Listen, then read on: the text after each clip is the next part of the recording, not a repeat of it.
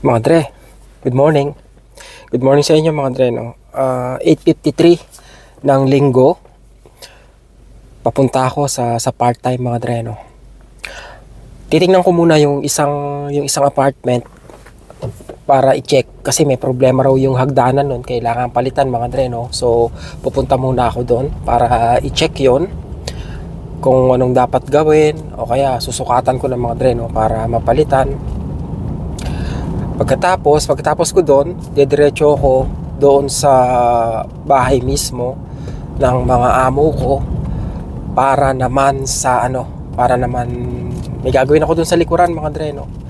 Basically, parang ano ko doon. Ano ba? Oo nga, maintenance. Kung ano pa sasabihin no? Kasi doon sa likod nila mga Dre, kumbaga medyo magulo ba, aayusin ko lang, lilinisan ko, aalisin ko yung takip ng mga gamit kasi nga magsa-summer na mga Dre, no? Malapit na mag-summer. Aayusin ko yung mga sa terrace nila mga Dre, no? Yung mga upuan doon, yung ihawan, yun ang gagawin ko ngayon mga Dre, no? Kaya very good mga Dre.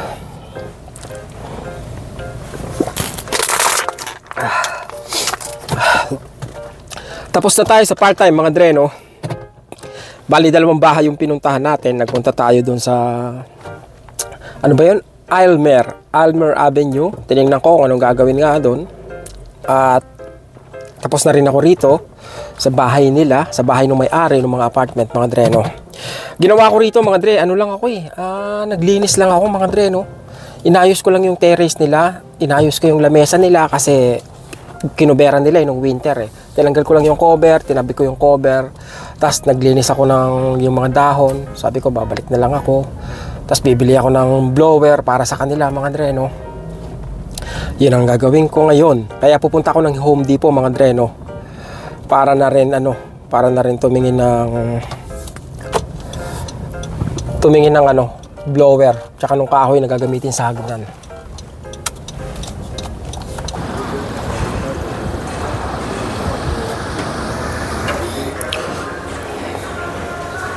Madaming klase, kailangan ko lang hanapin yung pressure treated na nga yun, may sukat ako mga Dre, no? Hindi ako makapag-decide mga Dre, no? Kanina pa ako dun sa loob. Medyo challenging tong mga Dre, no? Responsibility ko ngayon. Pag-usapan natin sa loob ng sasakyan mga Dre, no? Okay mga Dre, kasi ganito mga Dre, no? Di nakita ko na yung kahoy. Ang bibiling ko is yung yung treated mga Dre, no? Treated na kahoy. Ngayon ipapaputol ko kasi D12 mga Dre, no? Hindi naman kasya rito sa sasakyan. Hindi raw sila nagpaputol ng ng treated na kahoy dahil sa chemical daw. Pag pinutol yun, lilipad ba yung mga chemicals mga Dre, no? So, ang isang option is bumili nung untreated na kahoy para maputol nila sa tamang size na kailangan ko. Tapos bibili rin ako ng pintura kasi pipinturahan na lang namin yung buong hagdanan mga Dre, no? At ngayon kailangan pumili ng kulay ng pintura.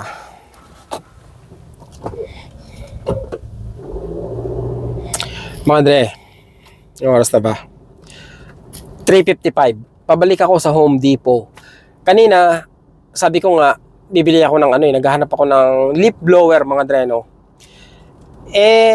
Dapat yung yung di battery. Napakamahal mga Dre, no? Wala pa yung battery, 200 na. Pag bumili ka ng battery, I think baka yung battery baka nasa 200 din kasama yung charger.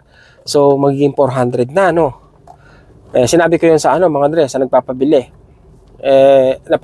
Napag-usapan namin na yung na nga lang, yung electric na lang yung bilhin mga Dre, no? Kasi mura lang. Kaya ngayon babalik ako doon para bumili ng electric. Ngayon may tanong ako. Di ba? Sabagay dapat sa kanila ko itanong to mga Dre, no? Kasi nga ang sistema mga Dre parang parang in a sense contractor ako pero per oras ang bayad sa akin. Contractor kasi nung kaninang umaga mga Dre, no, una akong pumunta doon sa unit ng anak niya. Tapos, yun nga, tinignan ko kung anong sira ng hagdan. Tapos, yun, napagkasunduan namin, napapalitan yung isang step. Tapos, pipinturahan na rin yung iba pang hagdan para magpare-pareha sila ng kulay. Tapos, pumunta ako ng Home Depot, mga dre. Tumingin ako ng materyales. Tinignan ko kung anong mas magandang pinturang gamitin. So, nag-aksaya ako ng oras, mga dre. No? Gumamit ako ng oras at mahigit isang oras din, mga dre, no? Yung ginugol ko sa Home Depot. So, dapat pabayaran ko, 'di ba? Nagtatanong ako, mga dre, no?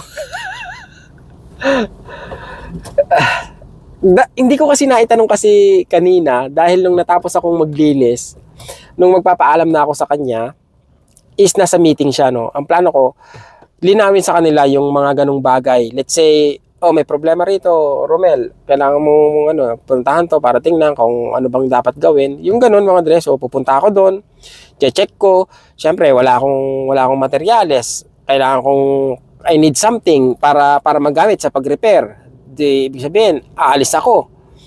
'Di ba? Yung ganun, mga dre, yung biyahe. Tapos isang bagay pa, let's say Sabado o kaya Linggo. Tatawagan nila ako para may ipagawa sa akin. Tapos yung gagawin ko lang is isang oras. Parang, I think, mas maganda siguro, dapat may minimum, mga dre, no? Na let's say, okay, minimum natin is 3 hours. Parang ganon. Kasi, para hindi naman din lugi para sa akin. I mean, para naman worth it din yung time ko, mga dre, no? Especially kung pupunta ka ron, samantalang may lakad ka, di ba? Tapos isang oras lang yung magiging bayad sa'yo. So, lugi ka sa biyahe, mga dre, no? Ito na lang yung bibiling ko, mga dre, no? Yung corded, yung may wire. Kasi, masyadong mahal. Yung mga dre, no? Anong tawag dito? Yung di battery. Aabot yata ng 300 mahigit eh. Dito daw sa number 2. Yan. Ito ba yan? Ito mga dre, no? Ito yung kukunin natin. Hindi yan. Ito lang. Si Toro Jet F700. Ang presyo ng blower, mga dre, no, is 128. Dahil sa tax, naging 147 siya, mga dre, no. 6:55 AM. Assemble ako ng grill, mga dre. Kasi ihawan daw namin to eh. Pag wala kaming ulam, tapos magbabaong kami, mga dre, no. Pwede kami mag-ihaw dito. Ayos yun, di ba? Laki na ito, mga dre, no. Ano yata bili rito eh? $600 o $800, mga dre. Grabing ihawan eh, laki. Napakadaming parts. Ito, ayun. Pagkatapos, ito pa. Palastek. Kaya siya ganun kamahal, mga dre, no. Ayun na, oh. Nasama ka na. Ayan, mga dre, no. Ayan yung magkano to dyan? $800, mga dre, no. Ano yan, may lechonan, no. Bibinyagan nga namin yan eh. May rotisserie, mga dre, no. Ayan, no. Kaya bibinyagan namin yan sa sa summer. Yan, LED pa eh, no. Bigas, mga dre, no. Lalagyan namin, mga dre, ng buto ng damo para tubuan uli siya ng damo. Kasi nakalbo ba siya? Madali siya makalbo eh.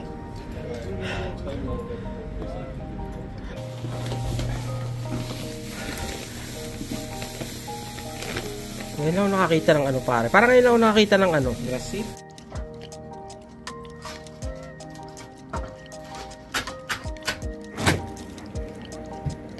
Nag-i-stock ng yellow dito, mga dre, kasi may mga event minsan na ginagawa na kung saan merong guest, kailangan ng tubig na malamig, o kaya katulad nung nakaraan, mga dre, no, yung may Thanksgiving rito, Appreciation Day. Yun, pampalamig sa mga inumin, mga dre, no. Kaya laging may stock na yellow dapat. Ganda sa sasakyan ng kasama ko, mga dre, no.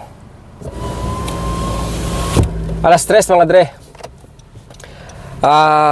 Maaga yung uwi ko ngayon kasi maaga akong pumasok kanina mga dre, no? Alas 6:30 kasi kami yung nag-open ng school. Ngayon naman, 100 meters.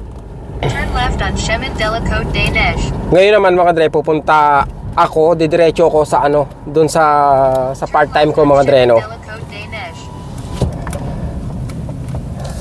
Didiretso ko ron kasi yung binili kong blower kahapon, dadaling ko ngayon. Tapos, yun, baka tapusin ko lang yung ginawa ko kahapon kasi hindi ko rin natapos mga dre, no? Pagtapos ayun, uwi na ako. I'm hoping na less than an hour matapos ako ron. Kasi may interview pa kami mga dre, no? May interview kami sa Spot Pinoy. Medyo hectic ang schedule ngayon. Pambihira. So ayun mga dre, no? Mamaya uli pagkatapos ko ron. See you later.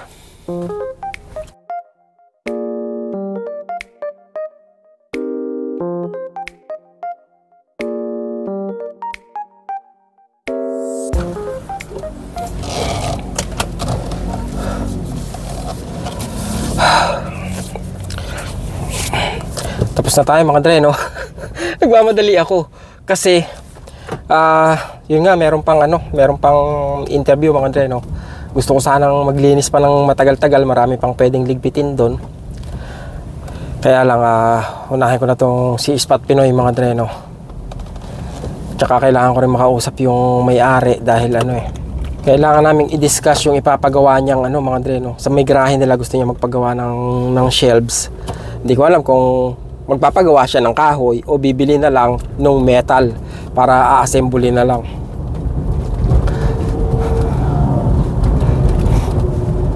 Anyway, dahil tapos na yan, mamaya naman uli. So yun mga dre, no? Kanina nakita nyo naglinis ako. Nung nakaraang araw ganun din yung ginawa ko, pinagpatuloy ko lang, binrush ko lang kasi walang tubig nung nakaraan. Pagkatapos yun, inanuhan ko uli, binlower ko. Mukhang papalitan na yung nila yun yung deck nila na yun, papalitan na yun soon. Yan, umiikot ang araw ko mga dre, no? Hanggang sa ulitin mga dre, maraming salamat sa inyong pagsama. At mag-u-Uber pa ba ako? Siguro mga dre, no, mag-u-Uber pa rin ako kasi nga, kumbaga konti lang naman yung gagawin ko doon. Let's say ilang oras lang naman mga dre, no? Mangilang-ilang oras lang. Kaya siguro pagtapos ko doon, kung marami pa akong oras, mahaba pa yung oras ko, mag-u-Uber pa rin ako. What's the rush?